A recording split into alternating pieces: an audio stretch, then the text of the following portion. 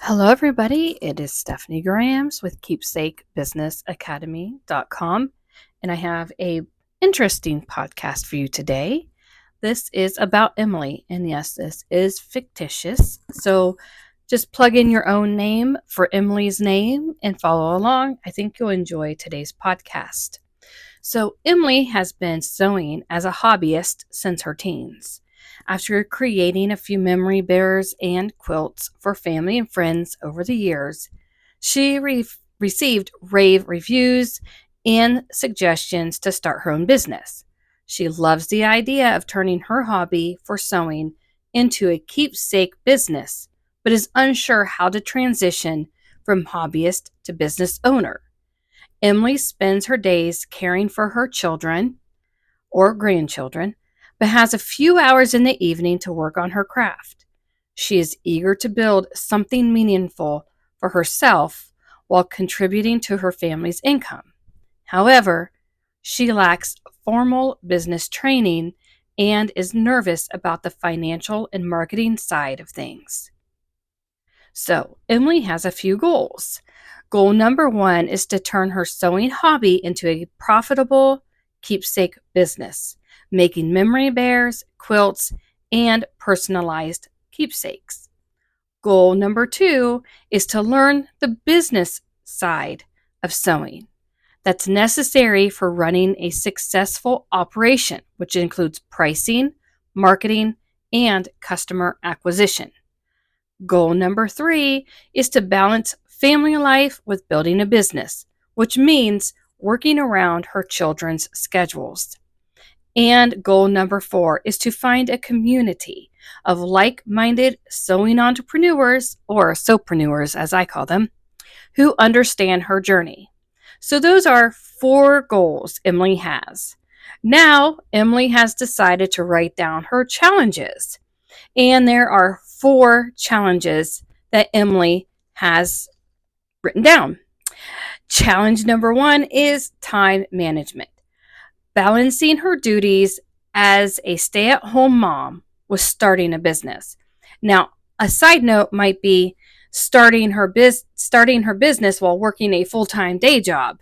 That's where me and the majority of my past students were facing, and I think there's a couple of my current students in the same situation.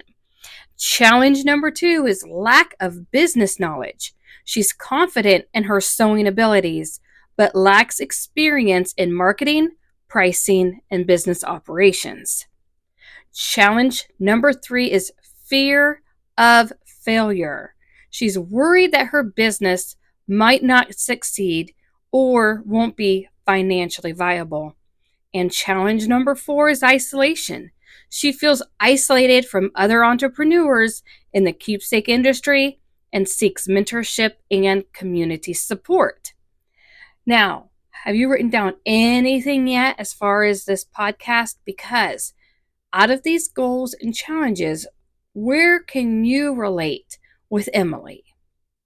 I know when I was starting my keepsake business, I was very much like Emily in this story. I had these goals and these challenges. And I'm going to be honest, I still face some of these challenges today. I'm a grandma. I have a unique family situation in my house. And I'm married, and I still have a full-time day job. I work 40 hours a week during the day.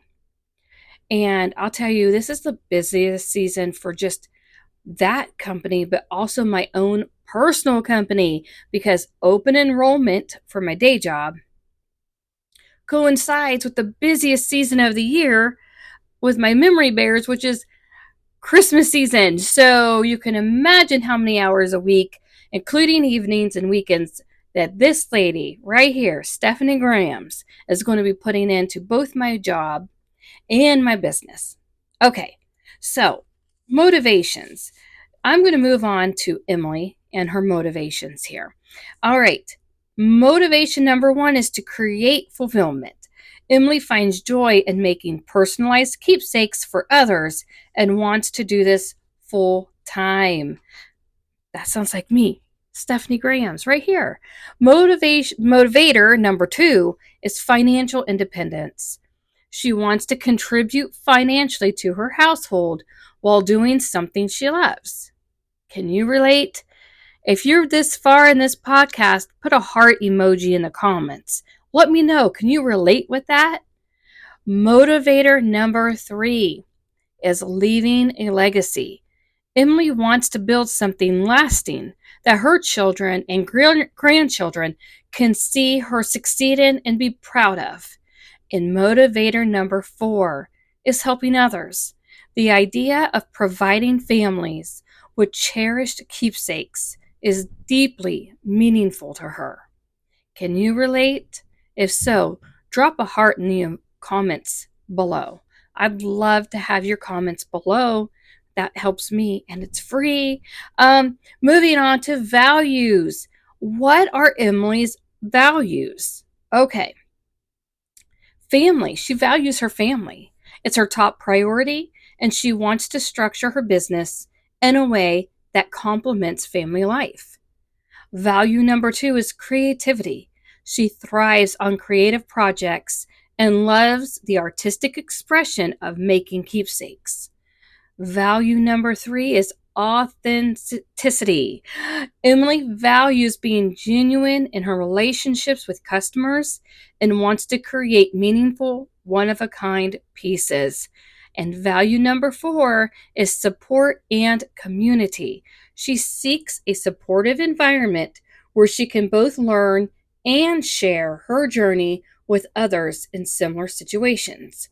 And a side note, at keepsakebusinessacademy.com, all students are added to the student-only private group where we can share with one another. Okay, so what is it that resonates with you? And Emily, how are you similar to what Emily is going through and feeling? Can you relate to any of it? If so, definitely leave a teddy bear emoji or a heart emoji down in the comments below this podcast. All right. So let's jump forward a little bit. At keepsakebusinessacademy.com, I can help you. I can help Emily. I can provide some business education, right? I can offer the mentorship. I can offer the community and support. I can offer the step-by-step guidance. I can give you some tips on how to have the work-life balance. And of course, we have inspiration and encouragement, a positive, supportive environment that celebrates small wins and provides encouragement when you face challenges. So, how are you doing today? Are you excited to become a solopreneur and move your hobby into a business? If so, drop a heart emoji below. Let's talk. Let me know, what are some questions that you have? What about Emily's story is similar to your story? Like I said, time management for me can be a struggle during this busy season of the year, but that doesn't mean it's a failure. It means I just roll with the punches. And you know what? That's what we like to do in our industry. We define what is stopping us from the growth that we have, and we connect with the solution.